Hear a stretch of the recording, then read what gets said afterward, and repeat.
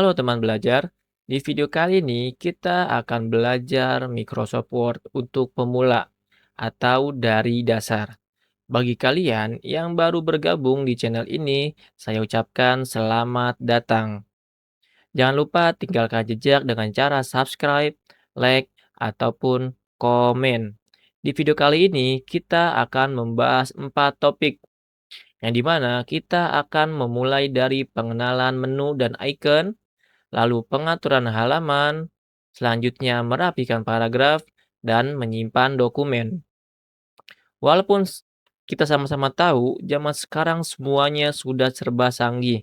Semua sudah menggunakan AI, tapi untuk Microsoft Word itu tidak ada matinya. Apalagi buat kamu yang pelajar, mahasiswa, guru, ataupun karyawan, pasti akan selalu menggunakan Microsoft Word. Jadi, buat kamu yang baru memulai atau baru belajar, jangan canggung, jangan risau, jangan insecure, karena Microsoft Word itu akan selalu berguna sampai kapanpun. Dan buat kamu yang sudah bisa, tidak ada salahnya menonton video ini sampai habis. Langsung saja kita masuk ke topik yang pertama. Silakan teman-teman buka Microsoft Word dengan mengklik 2 kali atau double klik. Jika sudah, maka akan tampilannya seperti ini. Langsung saja kita masuk dan pilih ke blank dokumen. Dan inilah tampilan dari Microsoft Word. Tahukah kamu bahwasannya Microsoft Word itu mempunyai beberapa fitur, yang dimana setiap fiturnya memiliki fungsi yang berbeda-beda. Kita lihat dari paling atas, di sini ada Quick Access, lalu ada Title Bar, yang dimana nantinya jika kita ingin menyimpan dokumen atau suatu proyek yang sudah kita kerjakan, kita akan muncul nama filenya ada di title bar sini. Lalu ada file, home, insert, design, layout, reference, my links, review, view, dan help. Ini dinamakan menu bar. Sedangkan di bawahnya itu disebut ribbon. Dan jika kalian lihat ke bawah, ini seperti ada garis patah-patah, dinamakan rules atau penggaris. Nah, biasanya tidak semua tampilan atau settingan awal Microsoft Word itu langsung tampil penggarisnya. Bagaimana jika kalian yang ternyata tidak atau belum muncul penggarisnya? Silakan kalian pergi ke menu View. Lalu silakan kalian centang rulernya. Nah, di sini saya menghapus centangnya, maka dia akan menghilang penggarisnya. Jadi, silakan dicentang rulernya, maka akan muncul penggaris di atas sini. Dan jika ini lembar putih dinamakan halaman kerja atau lembar halaman.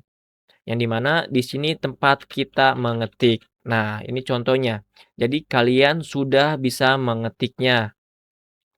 Lalu ada icon-icon di sini itu sangat berfungsi membantu kita dalam pekerjaan. Contoh, saya akan mengetik terlebih dahulu misalnya teman belajar. Nah, bisa teman-teman lihat di sini ada menu paragraf.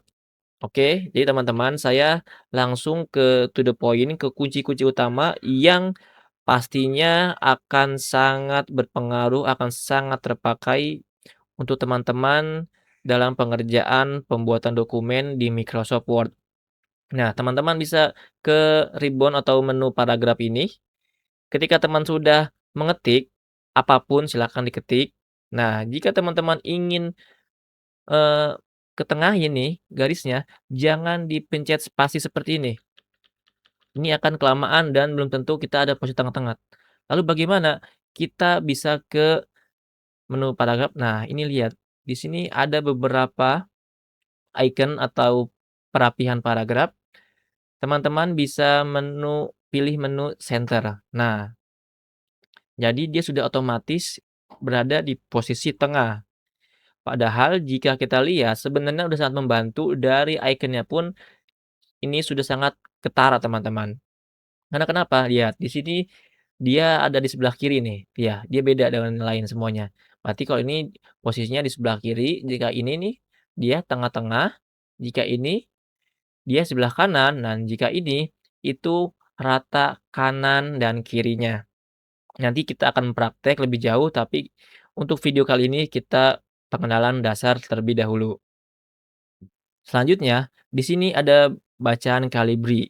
Nah, ini adalah font yang bisa kalian pilih jika kalian ingin menentukan jenis font atau model ketikannya seperti apa.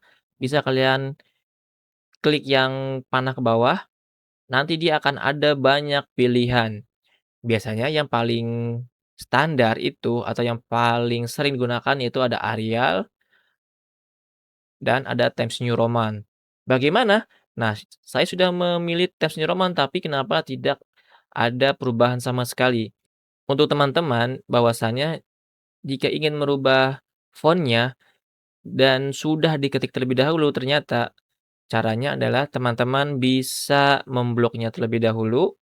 Jika sudah diblok seperti ini, nah terlihat di sini masih Calibri, berarti tadi kita belum merubahnya. Jadi kita klik tanda panah ke bawah, lalu kita pilih misalnya Times New Roman. Nah, dia sudah berubah. Lalu untuk size-nya kita bisa pilih di sini font size.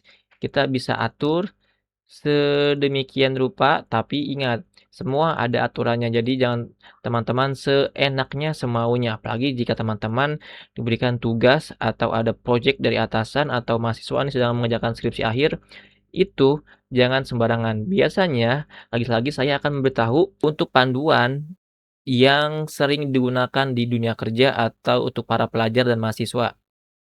Kita pilih di 12 saja, oke? Jadi ini kita pilih sini dulu, lurusin ke tengah-tengah. Oke, selanjutnya kita akan mengatur halaman atau margin. Di sini kita bisa lihat di lembar halaman kerja kita dan atas penggaris, kita ingin mengatur misalnya, ternyata teman-teman dapat tugas itu menggunakan kertas A4 atau F4. Bagaimana cara merubahnya atau mengetahuinya kita sedang memakai kertas apa? Teman-teman bisa pilih ke menu layout. Lalu menu size. Nah, di sini akan tampil ukuran paper kertas kita. Ada A4, A5, legal, dan letter. Ini adalah ukuran kertas internasional. Jadi semua ukurannya sama. Itu. Jadi di sini saya ternyata menggunakan kertas A4. Oke. Lalu selanjutnya kita mengatur margin. Di sini ada beberapa pilihan. Jika ternyata ukuran yang kita butuhkan tidak ada, silakan pergi ke menu custom margins. Nah, di sini teman-teman bisa mengatur garis atas atau batas atas, batas bawah, kiri, dan kanan. Nah, di sini misalnya kita akan pilih menjadi 2. Nah, ketika kita memilih, di sini ada previewnya, akan terlihat seperti apa. Contoh nah, semakin kecil angka yang kita pilih, maka dia akan semakin ke atas. Tapi semakin tinggi, maka dia akan semakin ke bawah. Jadi ketika saya pilih 2, maka dia akan sedikit ke bawah. Lalu untuk bottom-nya juga misalnya saya pilih 2 juga, dan tepi garis kirinya kita pilih misalnya 1,5 senti, dan untuk kanannya juga kita pilih 1,5 senti. Jika sudah, teman-teman bisa pilih oke. Selanjutnya, kita ke topik 3 yaitu merapihkan paragraf. Sekarang silakan teman-teman pilih terlebih dahulu atau silakan ketik, maksud saya ketik satu paragraf. Di sini saya akan mengetik ini misalnya. Bagaimana, sudah? Teman-teman silakan mengetiknya satu paragraf karena kita akan merapikan biar teman-teman bisa melihat, membuktikan sendiri apa perbedaannya.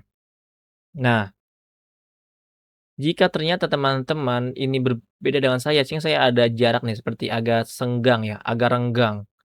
Ini bisa kita rapikan, kita blok terlebih dahulu seperti biasa. Nah, di sini bisa teman-teman pilih di nah ini, line and paragraph spacing. Bisa teman-teman pilih misalnya nah, jika di-remove maka dia akan lebih dempet, tidak serenggang sebelumnya. Nah, jika teman-teman ingin memajukan ini atau menjorok ke dalam paragraf awal, bisa teman-teman menggunakan penggaris ini. Nah, ini kita klik nih. Ini kita klik, tahan, lalu kita geserkan.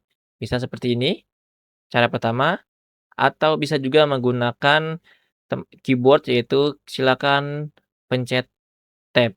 Nah, dia akan membuat satu paragraf baris pertama, seperti itu. Sudah? Kita rapikan dulu. Nah, ini yang tadi saya maksud biar bisa terlihat perbedaannya. Karena kita masih menggunakan yang sisi kiri, maka dia sebelah kanannya tidak rapi, masih belum rata. Lalu biasanya jika di buku-buku atau dokumen itu atau makalah atau skripsian, itu perlu atau wajib rata kanan dan rata kirinya. Maksud saya rata kanan dan rata kirinya. Bagaimana untuk meratakannya? Tidak perlu teman-teman spasi seperti ini. Ini tidak akan rapi, yang ada nanti diomelin sama guru atau sama dosen. Jadi, silakan teman-teman pilih yang ini, justify.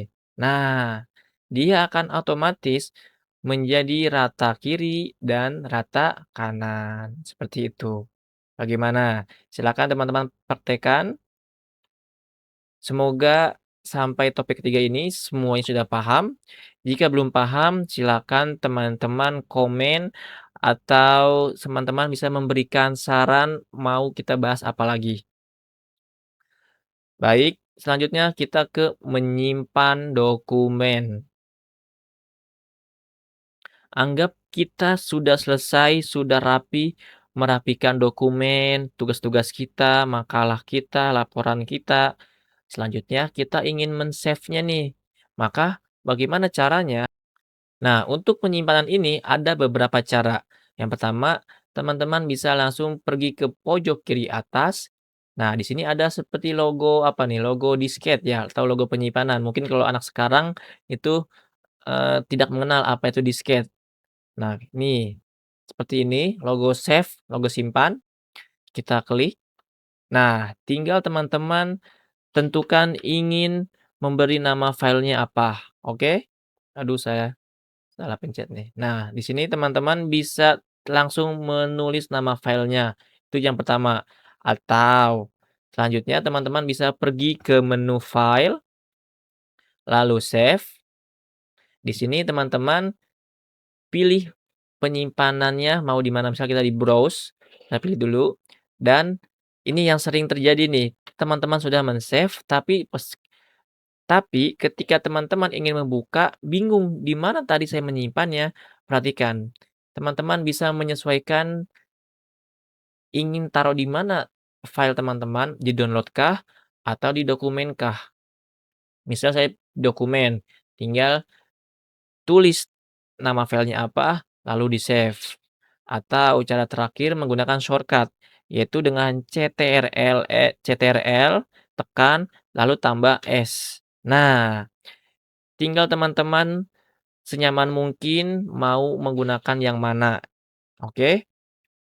Jadi di sini saya ingin beri nama dulu, misalnya namanya apa ya, contoh simpan.